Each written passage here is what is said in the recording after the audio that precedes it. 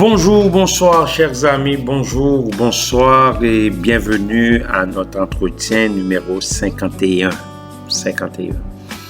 Aujourd'hui, je vais vous parler tout simplement de la parole de Dieu, mais d'une façon spéciale. Je vais vous parler de 4 types de personnes qui reçoivent la parole. Mais la grande question est de savoir comment ces gens-là reçoivent cette parole. Et l'effet que ça fait sur ces gens-là, sur eux, et vous savez que la Bible est claire. La Bible, nous savons que c'est la parole de Dieu. La parole de Dieu. La Bible est le message de Dieu. En d'autres termes, on peut dire que la Bible est le porte-parole de Dieu. Elle est sa parole, mais elle est la vérité. Cette parole vivante, chers amis, transparente, limpide, intelligible, claire, cristalline même. Et cette parole qui est la lumière, celle qui est Jésus, le Christ, le Sauveur.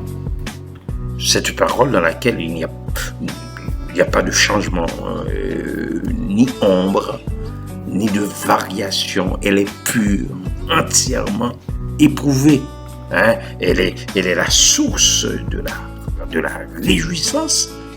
Et cette lampe à nos pieds, et cette lumière sur nos sentiers, notre délice, notre soleil, elle est ce que Dieu a magnifié le plus. Parce qu'elle est la nourriture de la vie. Elle est le lait de la croissance, utile pour la doctrine. Et utile même pour la réprimande, pour la correction et l'instruction dans la justice. Mes chers amis, comment les gens reçoivent cette parole? Quel est l'effet de cette parole en eux? Vous savez que Jésus nous explique tout cela dans une parabole, ce qu'on appelle la parabole du semeur, dans Matthieu 13, Marc 4 et Luc chapitre 8. Jésus nous dit qu'il y a d'abord celui qui écoute cette parole, mais ne la comprend pas. Il écoute, mais ne la saisit pas. Il n'interprète rien du tout. Il n'appréhende pas cette parole. Et puisque c'est ainsi, le diable, le malin, l'accusateur, l'horrible, l'exécrable vient et enlève ce qui a été semé dans son cœur.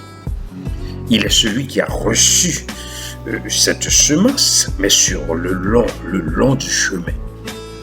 Ensuite, il y a un autre type de personne, celui qui entend la parole, il la reçoit.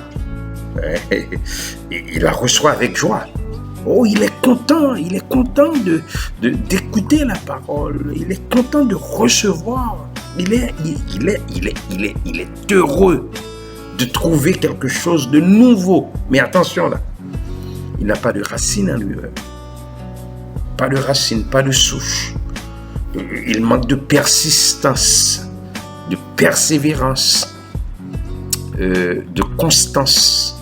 Et dès que survient une tentation, dès que survient une tribulation, une persécution, une calamité, un affront, une brimade à cause de la parole, ces gens-là ou cette personne-là trouvent une occasion de chute. C'est évidemment celui qui a reçu la semence, mais dans les endroits pierreux. L'autre catégorie ou l'autre type est celui qui entend la parole, mais en qui les soucis, les plaisirs, les agréments du siècle La séduction des richesses étouffe cette parole, la tue, l'asphyxie et la rend infructueuse. C'est celui qui a véritablement reçu la semence parmi les épines. Mais finalement, il y a une dernière catégorie de personnes. Là, c'est une personne qui entend la parole, mais la comprend, la déchiffre bien, la saisit, l'interprète, l'appréhende de tout son cœur. Cette personne porte du fruit, et du fruit qui se multiplie, s'amplifie, s'agrandit. C'est celui qui a reçu la semence dans la bonne terre.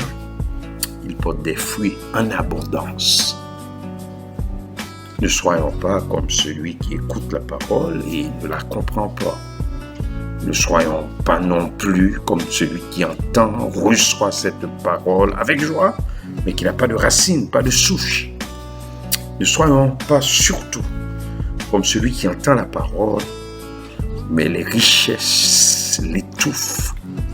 Ces richesses prennent la place de cette lampe à nos pieds et de cette lumière sur notre sentier ou nos sentiers.